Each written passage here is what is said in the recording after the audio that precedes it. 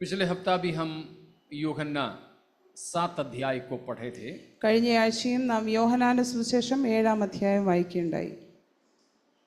आज भी उसी में से कुछ बातें आपको बताने के लिए चाहता हूँ. ഇന്നും അതിൽ നിന്ന് ചില കാര്യങ്ങൾ നിങ്ങളോട് പങ്കുവെക്കുവാൻ താല്പര്യപ്പെടുന്നു.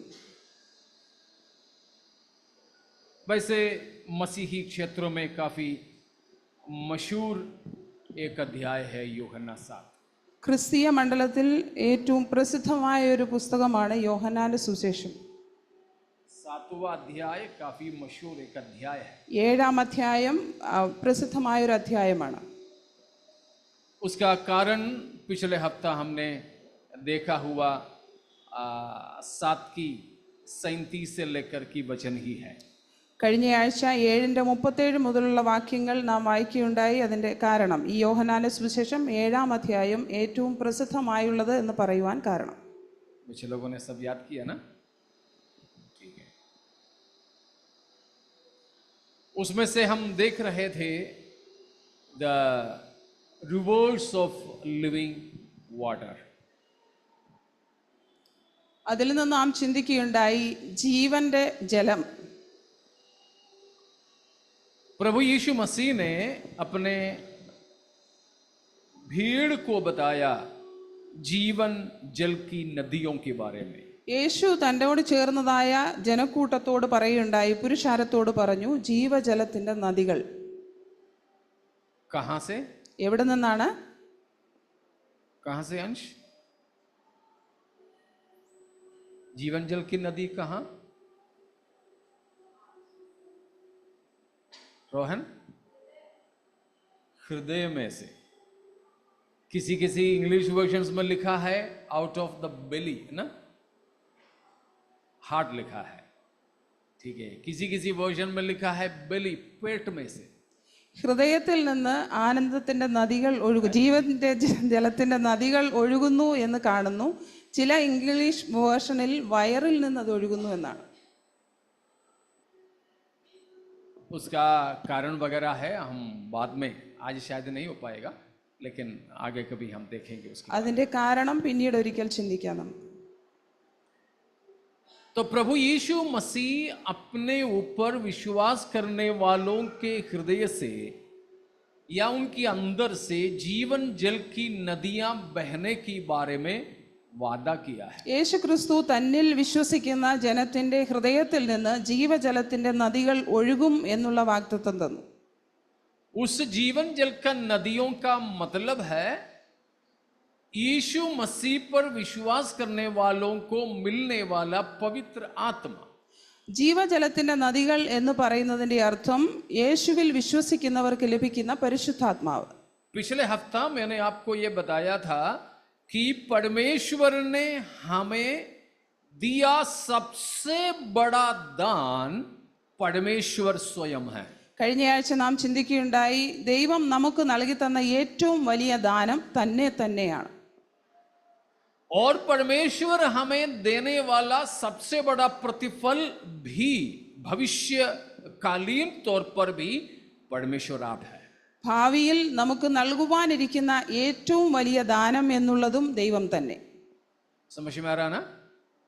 परमेश्वर अपने लोगों को दिया हुआ भी और देने वाला भी सबसे बड़ा दान और प्रतिफल स्वयं परमेश्वर ही है.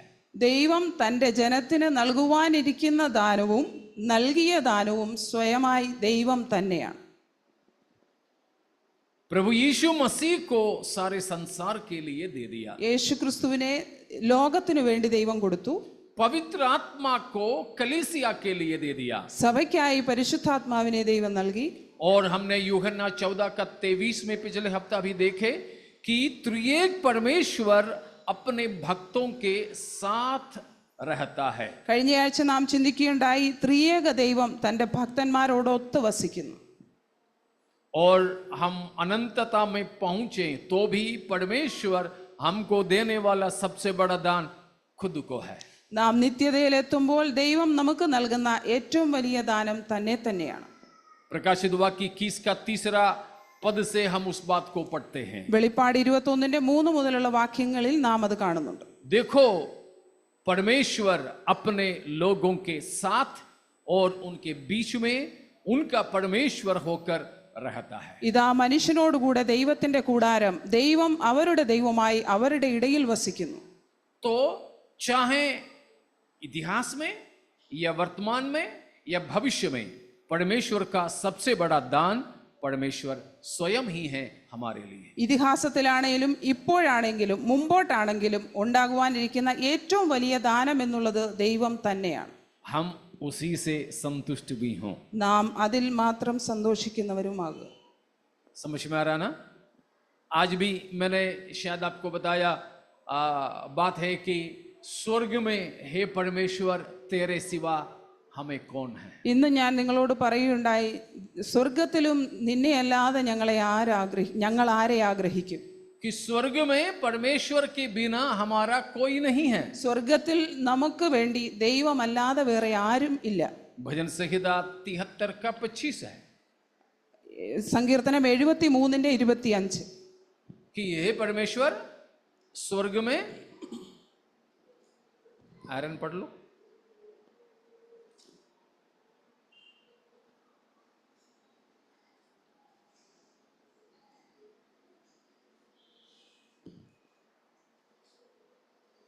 (73:25)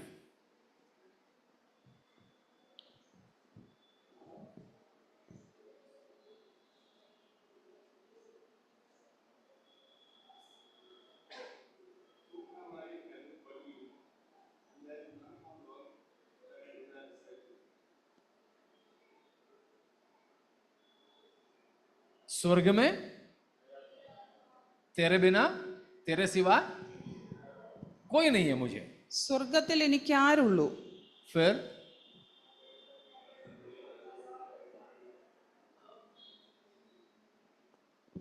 हिंदी में भी पढ़ लो.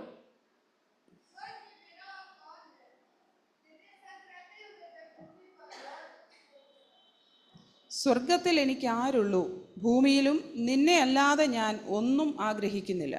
Being with you, even on earth, I don't desire anything else. तेरे साथ रहता हुआ पृथ्वी पर भी मैं तेरे सिवाय कुछ भी नहीं चाहूंगा. അങ്ങയോടൊത്ത് വസിച്ചുകൊണ്ട് ഈ ഭൂമിയിലായാലും അങ്ങയല്ലാതെ മറ്റൊന്നിനെയും ഞാൻ ആഗ്രഹിക്കുന്നില്ല. Praise God. Nothing else can satisfy us. വേറെ ഒന്നിനും എന്നെ തൃപ്തിപ്പെടുത്തുവാൻ കഴിയുകയില്ല. और किसी चीजों से हम संतुष्ट हों भी नहीं. വേറെ ഒന്നിനാലും നാം സന്തുഷ്ടരാകുകയുമില്ല. ध्यान से, ठीक है? कितने बार खोला? हम किसी को ऑक्सीजन नहीं मिल रहा है, आप खींच रहे हो पूरा, ठीक है? ध्यान से.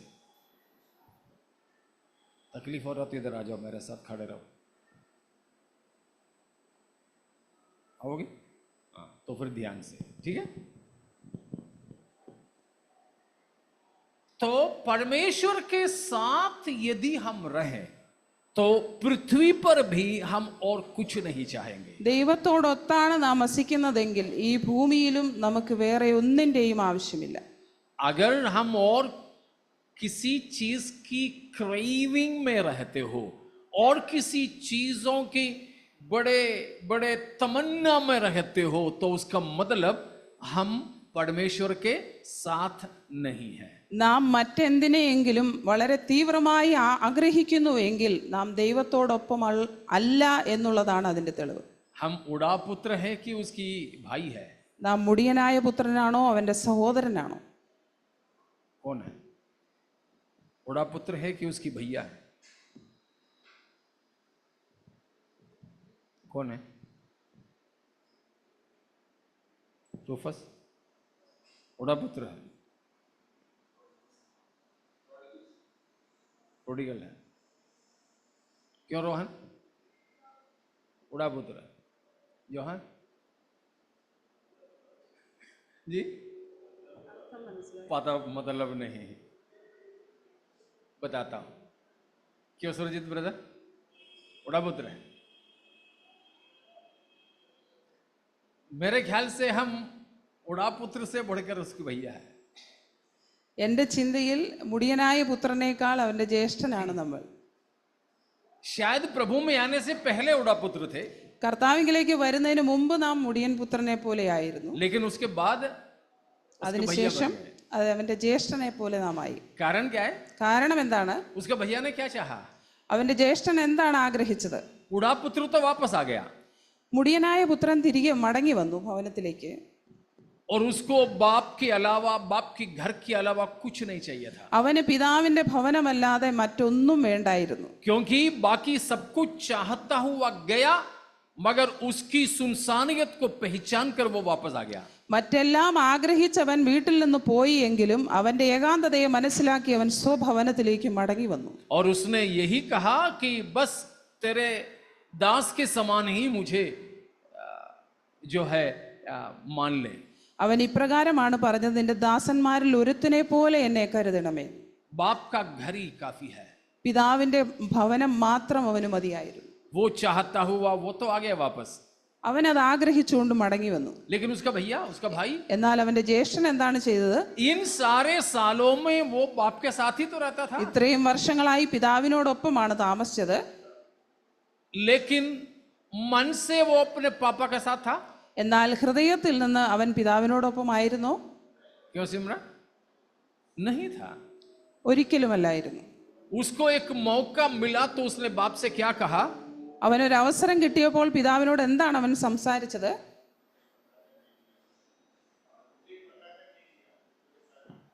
अरे वो आया तो बछड़ा दे दिया, मुझे तो अभी तक एक बकरा भी नहीं दिया.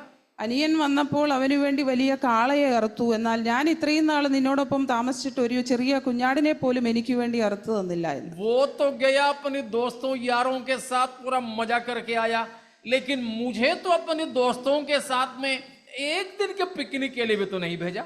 അനിയൻ അവന്റെ കൂട്ടുകാരുമായി സല്ലപിക്കേണ്ടതിന് ഉല്ലസിക്കേണ്ടതിനായി അവൻ പോയി, എന്നാൽ എൻ്റെ കൂട്ടുകാരുമായി ഒരു നേരം ഒന്ന് സല്ലപിക്കുവാൻ ഉല്ലസിക്കുവാൻ എന്നെ അനുവദിച്ചില്ല.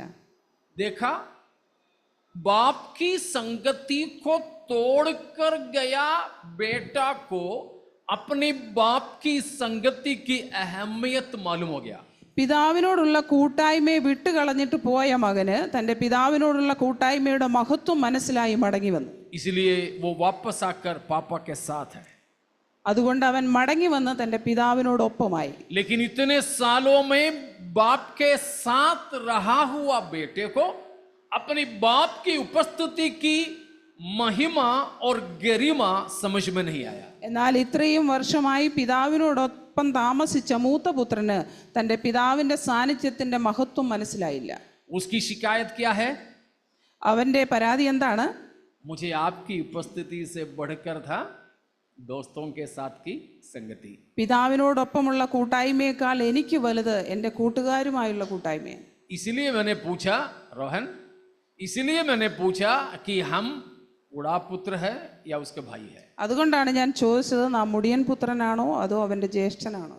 अब मतलब समझ में आ गया? अब बताओ.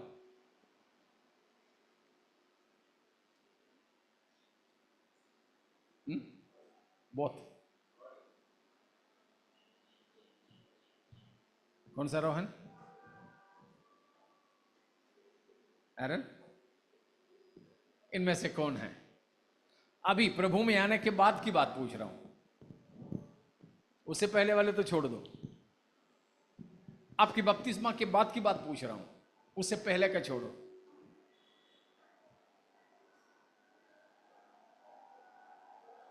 जी क्यों Johan? That means whether or not we enjoy the very presence and fellowship of our God, whether अगर हम अपने परमेश्वर की उपस्थिति को अनुभव करते हो और उसी में हम संतुष्ट रहते हो, यह है सवाल.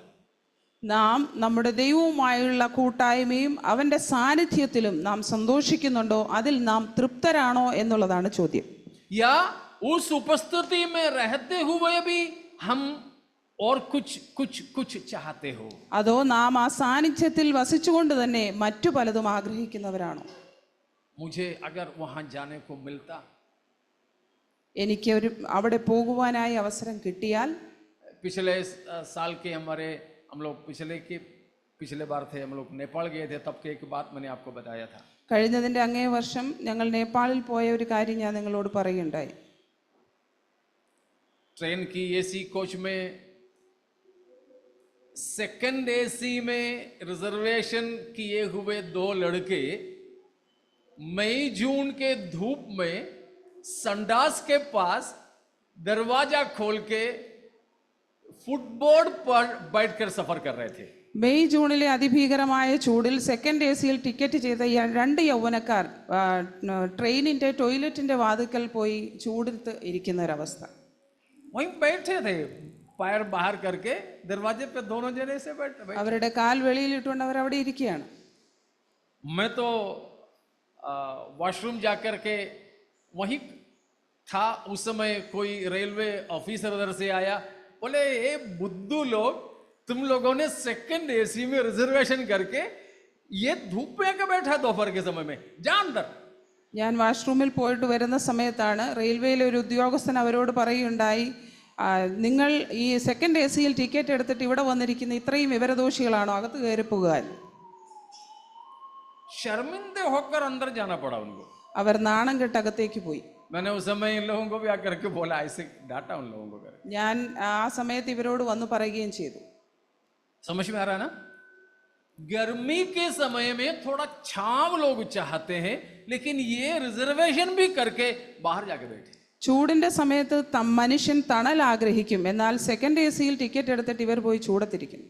परमेश्वर को हम पाए तो बस वही काफी है, मगर कई बार उस बड़ा भाई के तरह क्या होता है, परमेश्वर की उपस्थिति से हम संतुष्ट न होते हैं और बहुत कुछ चीजें चाहते हैं। ദൈവത്തിന്റെ സാന്നിധ്യം നമുക്ക് ലഭിച്ചാൽ നമ്മുടെ ജീവിതത്തിൽ അത് മാത്രം മതി. എന്നാൽ ആ മുടിയൻ പുത്രന്റെ സഹോദരനെ പോലെ നാം ആ പിതാവിന്റെ സാന്നിധ്യത്തിലാണെങ്കിലും അത് ആഗ്രഹിക്കാതെ മറ്റു പലതും ആഗ്രഹിച്ചു പോകുന്നവരാണ്. हम अपने हृदय से प्रभु से कहें, प्रभु स्वर्ग में तेरे सिवाय मेरा कोई नहीं है. നാം നമ്മുടെ ഹൃദയത്തിൽ ദൈവത്തോട് പറയുക, സ്വർഗത്തിലും എനിക്ക് അങ്ങല്ലാതെ ആരുമില്ല. स्वर्ग में न मरियम, न स्वर्गदूत, न प्रेरित लोग, न मेरे भी माता पिता जो भी मर कर गए, वे कोई भी नहीं है स्वर्ग में.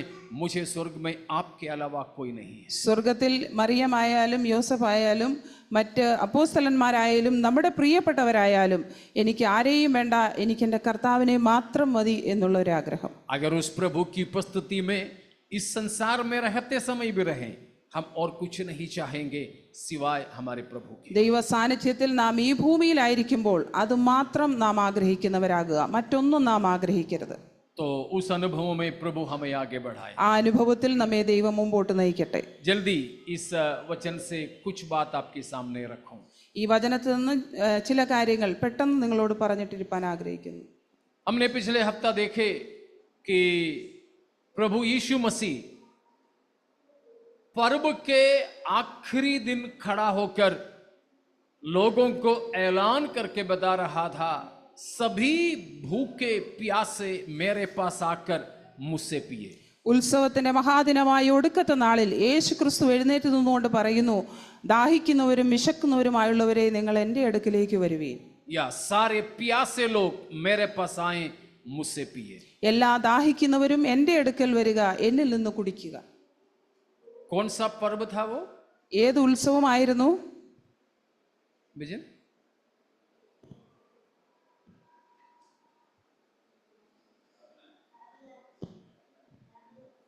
या द फीस्ट ऑफ टैबरनाकल. കൂടാരപ്പെരുന്നാൾ.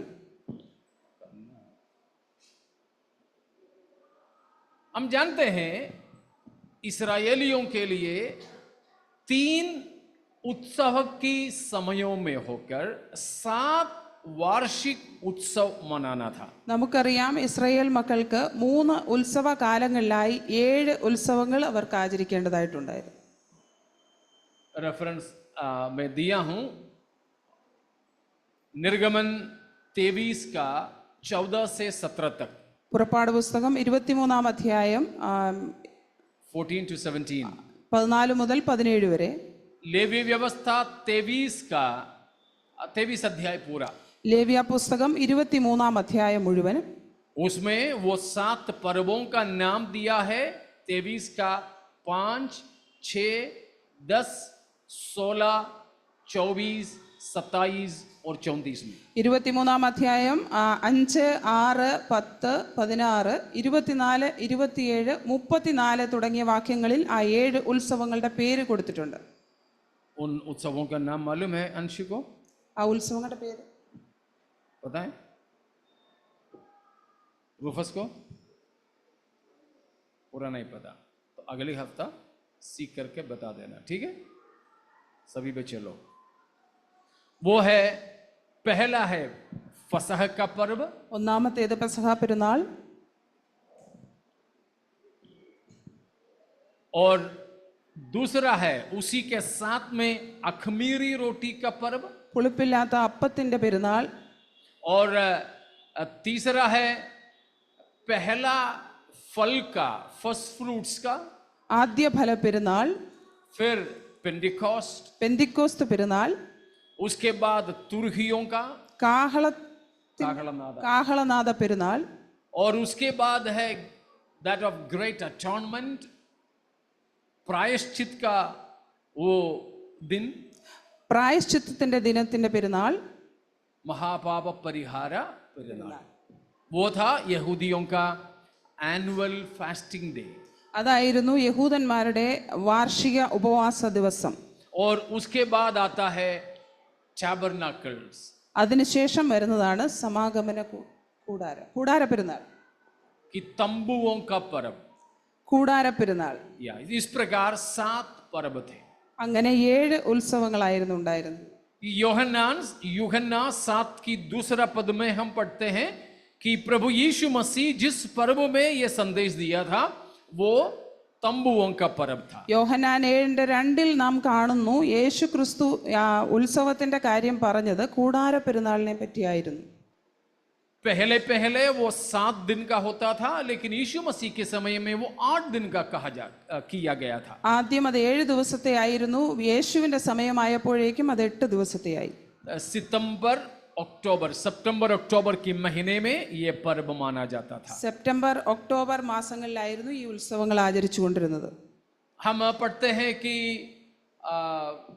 निर्गमन 23 में कि साल में 3 बार सारे पुरुष यरूशलेम में पर्व मनाने पहुंचना था. പുറപ്പാട് 23-ാം അധ്യായത്തിൽ നാം കാണുന്നുണ്ട് വർഷത്തിൽ 3 പ്രാവശ്യം എല്ലാ പുരുഷന്മാരും പെരുന്നാൾ ആഘോഷിക്കേണ്ടതിന് കടന്നു പോകേണ്ടത് ആവശ്യമായിരുന്നു. यरूशलेम के 15 मील की चारों ओर रहने वाले सभी पुरुषों को ये जरूरी था पर्व मनाने पहुंचे. യെരൂശലേമിന്റെ 15 മൈൽ ചുറ്റളവിൽ താമസിക്കുന്ന എല്ലാ യഹൂദ പുരുഷന്മാർക്കും കടന്നു ചെല്ലേണ്ടത് അത്യാവശ്യമായിരുന്നു. लेकिन बाहर देशों में रहने वाले यहूदियां भी इस समय वहां पर्वों को मनाने पहुंचते थे. എന്നാൽ മറ്റിടങ്ങളിൽ താമസിച്ചിരുന്ന യഹൂദന്മാരും ഉത്സവങ്ങൾക്കായി ആ സമയത്ത് അവിടെ എത്തിയിരുന്നു. इसलिए था फसह के समय पर्व मनाने के लिए कुरेनी सिमोन पहुंचा जो यीशु की क्रूस उठाने में उसकी मदद की. അതുകൊണ്ടാണ് പെസഹ പെരുന്നാളിന്റെ സമയത്ത് ഉത്സവം ആചരിക്കേണ്ടതിന് കടന്നു വന്ന കുറേനക്കാരനായ ഷിമോൻ, യേശുവിന്റെ കുരിശെടുത്ത ഷിമോൻ അവിടെ എത്തിയത്. इसलिए था पेंतेकोस्त के दिन में करीब 16 देश की अलग-अलग भाषा बोलने वाले लोग യെരൂശലേം में आए थे. അതുകൊണ്ടാണ് പെന്തക്കോസ്ത് നാളിൽ 16 ഭാഷകൾ സംസാരിക്കുന്നതായ എല്ലാവരും ഒരുമിച്ച് യെരൂശലേമിൽ കൂടിയത്. समझ में आ रहा ना? हेलो. तो इस तरह 7वां महीने के 15वां दिन जो है करीब अक्टूबर की शुरुआती समय मिडिल अक्टूबर तक का होता है. ये पर्व वे लोग मनाते थे. ഇങ്ങനെ 7-ാം മാസം 15-ാം തീയതി ഒക്ടോബർ മാസം മധ്യ സമയത്തോടനുബന്ധിച്ച് എല്ലാ പുരുഷന്മാരും ഒത്തുചേരുമായിരുന്നു. इस पर्व का 2 विशेषताएं थी. ഈ ഉത്സവത്തിന്റെ 2 പ്രാധാന്യങ്ങൾ ഉണ്ടായിരുന്നു. एक इतिहास के तौर पर, दूसरा है एक उनकी कृषि की कृषि से जुड़े हुए। ഒന്ന് ഇതിഹാസ സംബന്ധമായും രണ്ടാമത് ചരിത്രപരമായും രണ്ടാമത്തേത് അവരുടെ കൃഷി സംബന്ധമായ കാര്യം. और उसमें पहला वाला है कि historical significance of these feast. അതിലൊന്നാമത്തേതാണ് ചരിത്രപരമായ പ്രത്യേകതകൾ ഈ ഉത്സവത്തിന്റെ. हम जानते हैं सारे ही पर्व उनकी इतिहास की कुछ बातों को याद करने के लिए और परमेश्वर की धन्यवाद करने के लिए हुआ करता था. അവരുടെ ചരിത്രപരമായ കാര്യങ്ങളെ ഓർപ്പിക്കേണ്ടതിന് വേണ്ടിയാണ് ഈ ഉത്സവങ്ങളെല്ലാം ആചരിച്ചുകൊണ്ടിരുന്നത് എന്ന് നമുക്കറിയാം. प्रभु की आगमन में देरी है तो हम किसी समय फीस ऑफ इस्राएल, ഇസ്രായേലിयों की पर्वों के बारे में सीखेंगे. കർത്താവിന്റെ വരവ് താമസമെങ്കിൽ ഇസ്രായേൽ ജനത്തിന്റെ ഉത്സവങ്ങളെ പറ്റി നമുക്ക് പിന്നീട് ഒരിക്കൽ ചിന്തിക്കാം. लेकिन हम संडे संडे ही आते हैं तो नहीं हो पाएगा. ഞായറാഴ്ച മാത്രമേ നാം കൂടി വരാറുള്ളൂ, അതുകൊണ്ട് വളരെ ബുദ്ധിമുട്ടാണ്. इसलिए बहुत हमारे उधारी पड़े हैं. അതുകൊണ്ട് കടമായ ഒത്തിരി വിഷയങ്ങളുണ്ട്. ठीक है, आप अवसर बना दे तो हम सीखेंगे. നിങ്ങൾ അവസരം ഉണ്ടാക്കി തരിക, നമുക്ക് ഒരുമിച്ച് പഠിക്കാം. सो सबसे पहला पर्व उनका कौन सा है? ഒന്നാമത്തെ ഉത്സവം എന്തായിരുന്നു? क्यों बेटा? सबसे पहला festival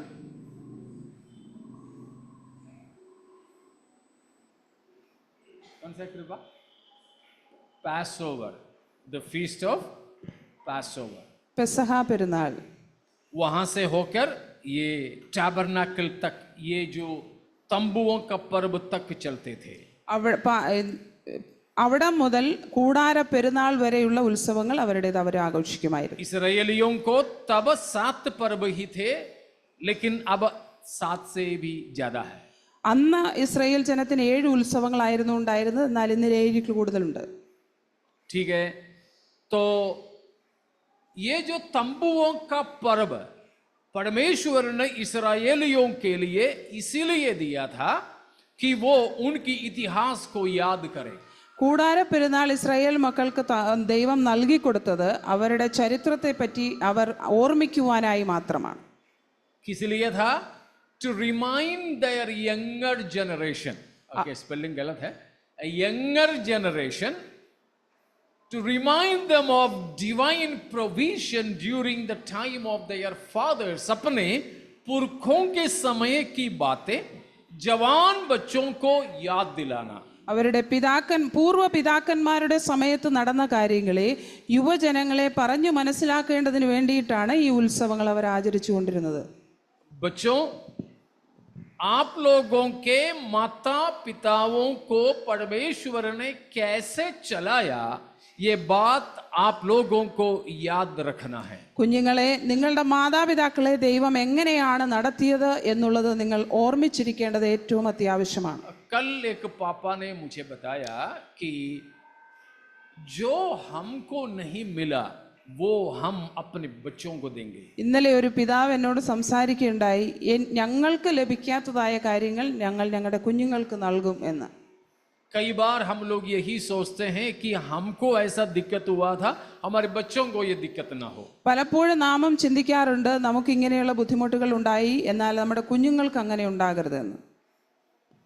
But many a times that will be ruining our generation. वो हमारे बच्चों को, हमारी पीढ़ी को कई बार नाश करते हैं. എന്നാൽ ആ ഒരു ചിന്ത നമ്മുടെ തലമുറയെ പലപ്പോഴും നാശത്തിലേക്ക് കൊണ്ടെത്തിക്കും. समझ में आ रहा ना? मैं कई बार बिना रिजर्वेशन का ये गर्मी में भी लोकल डिब्बे में लंबे समयों तक यात्रा किया. ഞാൻ അനേക തവണ ഈ ചൂടത്ത് റിസർവേഷൻ ഇല്ലാതെ ലോക്കൽ ഡബ്ബയിൽ ഞാൻ യാത്ര ചെയ്തിട്ടുണ്ട്. शरीर में स्वस्थ नहीं हूँ, ശരീരത്തിൽ സൗഖ്യമില്ല, काफी थका है, ഒരുപാട് ക്ഷീണമുണ്ട്, रिजर्वेशन नहीं है, റിസർവേഷൻ ഇല്ല, खाना नहीं हाथ में, पैसा नहीं जेब में, ആഹാരം കയ്യിലില്ല, പോക്കറ്റിൽ പൈസ ഇല്ല. तो गांव आना जाना 40 घंटे 45 घंटे सफर करना बिना रिजर्वेशन का. വീട്ടിലേക്ക് പോകുക എന്നുള്ളത് റിസർവേഷൻ ഇല്ലാതെ 40-45 മണിക്കൂർ വളരെ ബുദ്ധിമുട്ടായിരുന്നു. बाद में फिर कभी कभी स्लीपर में यह यात्रा करने लगा। പിന്നീട് ചിലപ്പോഴൊക്കെ സ്ലീപ്പറിൽ യാത്ര ചെയ്യുവാൻ തുടങ്ങി. तो मैं अपने बच्चों को कभी कभी बोलता हूँ कि ऐसा सफर करके भी सीखना। ഞാൻ ഞങ്ങളുടെ കുഞ്ഞുങ്ങളോട് പറയാറുണ്ട്, അങ്ങനെ യാത്ര ചെയ്ത് നിങ്ങൾ ശീലിക്കണമെന്ന്. लेकिन हमें साफ सफाई वाला एक जगह हमारे हिसाब से नहीं मिले तो हम सफर करने के लिए तैयारी नहीं होते हैं। വൃത്തിയുള്ള ഒരിടം നമുക്ക് ലഭിച്ചില്ല എങ്കിൽ നാം യാത്ര ചെയ്യുവാൻ പോലും തയ്യാറല്ല. विजन जब बस से बेंगलोर जाने के लिए होता तो मैं बोलता हूँ कि फलाने बस, तो वो नहीं, फलाने बस चाहिए हमको। വിജിൻ ബാംഗ്ലൂരിലേക്ക് യാത്ര ചെയ്യാൻ തുടങ്ങുമ്പോൾ ഞാൻ പറയാറുണ്ട്, ഈ ബസ് അത് വേണ്ട, മറ്റേത് മതിയെന്ന്. क्यों? എന്തുകൊണ്ടാണ്? शायद इसमें ये मल्टी एक्सल नहीं है। ഈ ബസ്സിൽ ചിലപ്പോൾ സൗകര്യം കുറവായിരിക്കും. वोल्वो नहीं है, വോൾവോ അല്ല. हम लोग अपने बच्चों को अच्छा सुविधा जरूर दे रहे हैं, मगर इस वचन हमें याद रखना कि हमारे बच्चों को हमें वो बातें याद दिलाना, सिखाना कि आपके पापा मम्मी लोगों को परमेश्वर ने कैसे चलाया।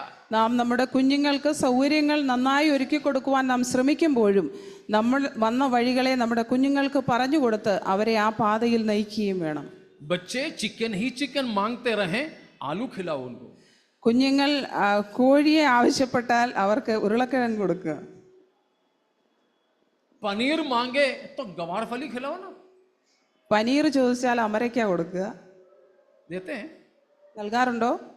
क्यों पापा मम्मी लोग? हम शायद अभी भी सोच रहे होंगे तुम्हें क्या है, हम पैसा हमारे पैसा से खिलाते हैं।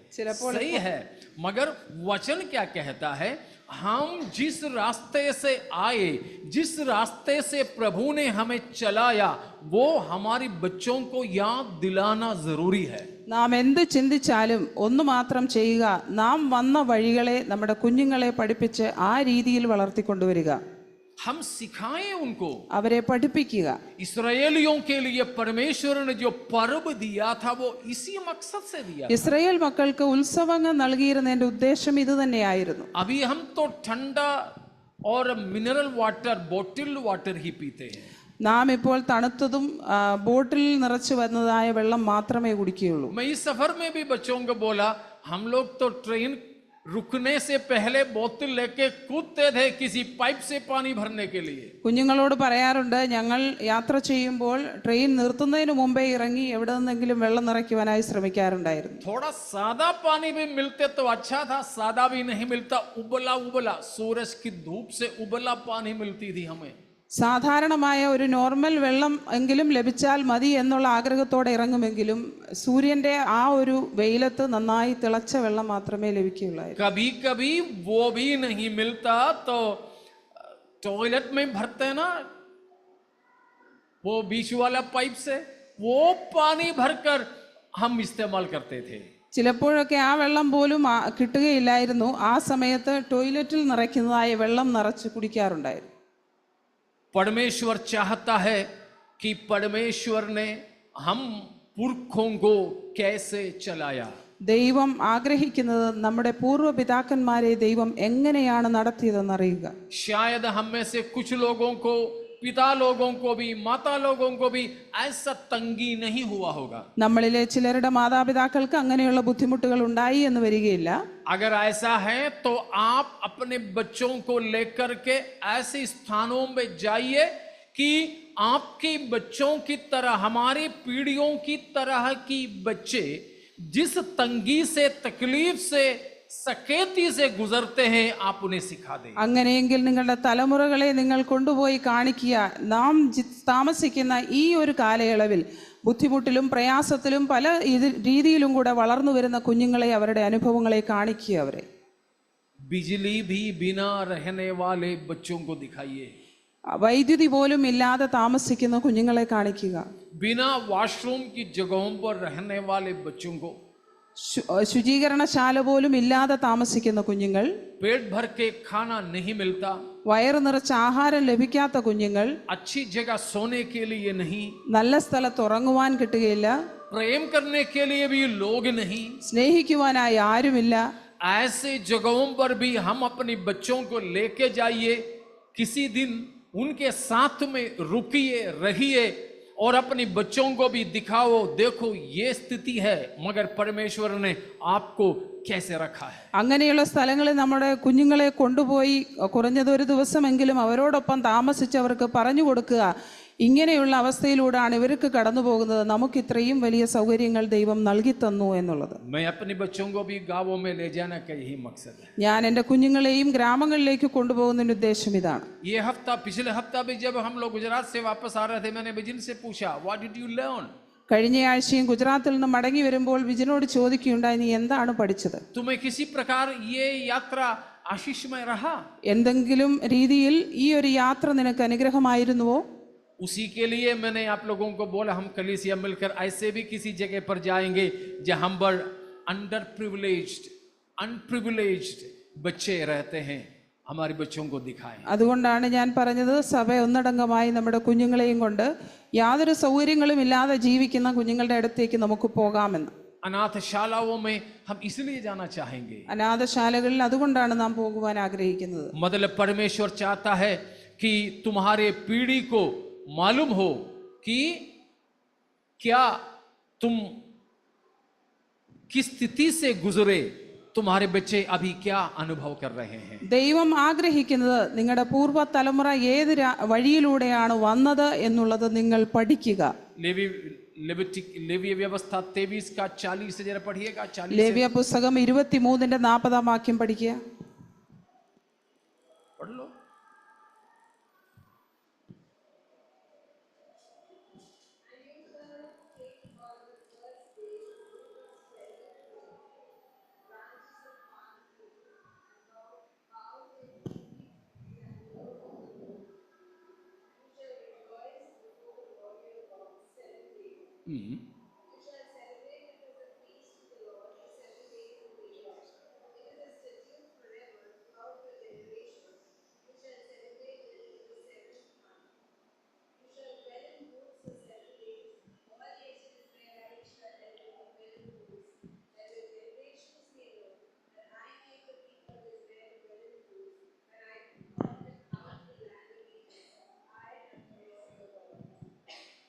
To remind the generations of the past homelessness.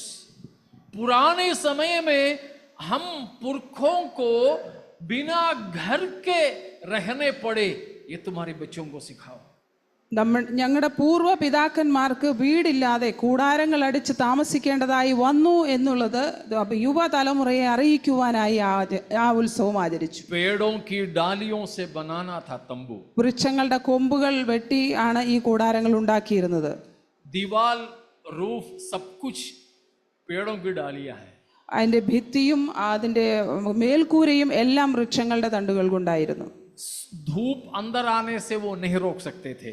വെയിൽ അകത്തു വരുന്നത് മറയ്ക്കുവാൻ കഴിയുകയില്ലായിരുന്നു. और रात के समय सोते थे तो आसमान की तारे दिखते थे. രാത്രിയിൽ ഉറങ്ങുമ്പോൾ ആകാശത്തിൽ നക്ഷത്രങ്ങൾ കാണുവാൻ കഴിയുമായിരുന്നു. याद रखें, परमेश्वर ने हमारे पूर्व लोगों को कैसे चलाया. നമ്മുടെ പൂർവ്വ പിതാക്കന്മാരെ ദൈവം എങ്ങനെയാണ് നടത്തിയത് എന്നുള്ളത് ഓർമ്മയിലിരിക്കുക. हमारी जिंदगियों में भी ऐसी स्थितियां नहीं है? നമ്മുടെ ജീവിതത്തിൽ അങ്ങനെയുള്ള അവസ്ഥകളില്ലേ? जरूर याद दिला दे, തീർച്ചയായും നമ്മുടെ ഓർമ്മയിലിരിക്കുക.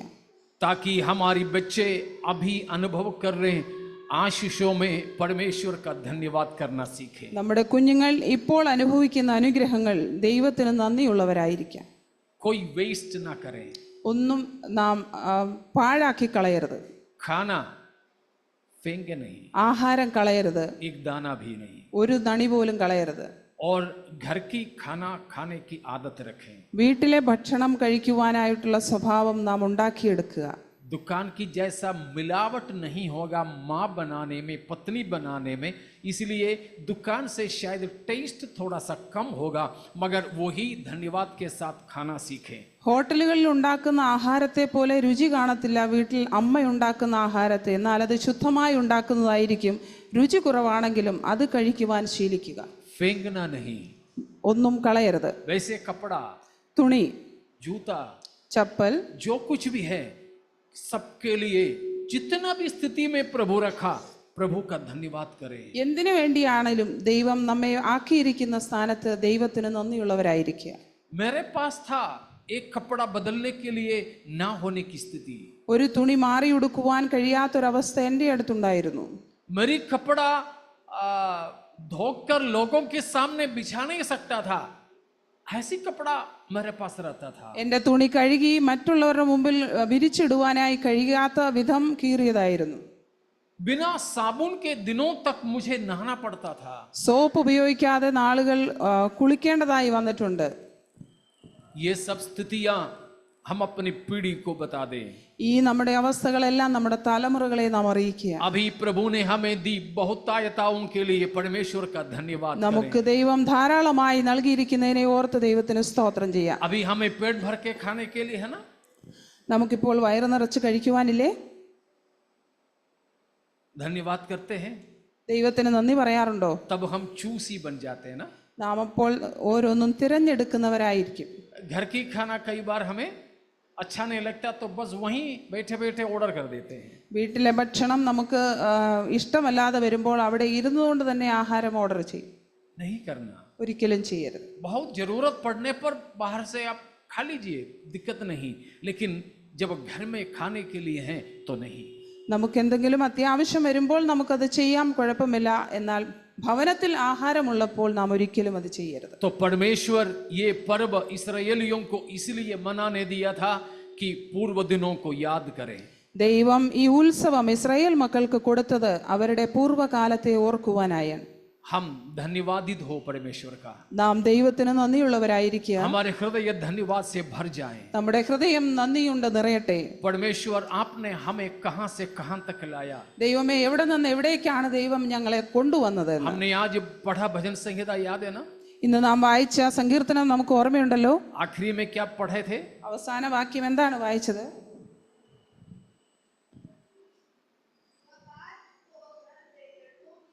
आखिरी का 2-3 वचन.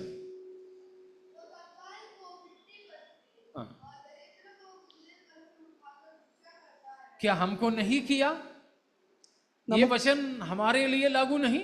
ഈ വചനം നമുക്ക് വേണ്ടി പ്രായോഗികമല്ലേ? അവൻ എളിയവനെ പൊടിയിൽ നിന്ന് जिंदगी से जुड़ा है, എന്റെ ജീവിതത്തോട് ചേർന്നതാണ്. बहुत सारे भक्तों की जीवन से जुड़ा है. അനേക ഭക്തന്മാരുടെ ജീവിതത്തോട് ചേർന്ന വാക്യമാണ്.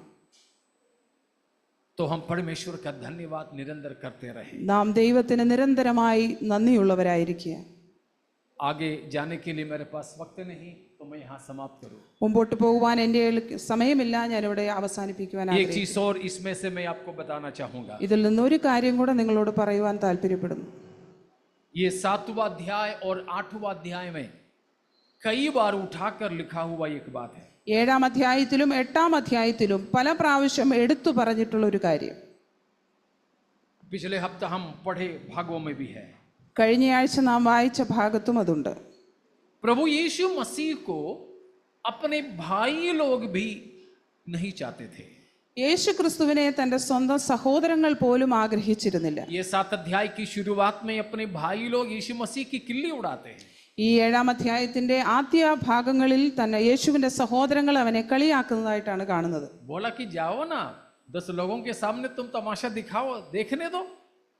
പോയി മറ്റു മനുഷ്യരുടെ മുമ്പിൽ എന്തെങ്കിലും കാണിക്കുക, അവർ കാണട്ടെ എന്നാണ് സഹോദരങ്ങൾ പറയുന്നത്. लेकिन यीशु को मारने, जान से मारने के लिए यहूदी ताक में थे.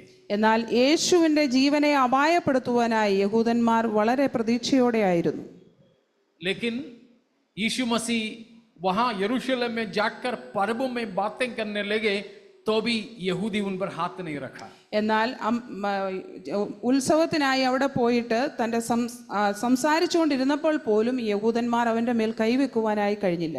कारण क्या है? കാരണം എന്താണ്? जी, that his time had not yet come.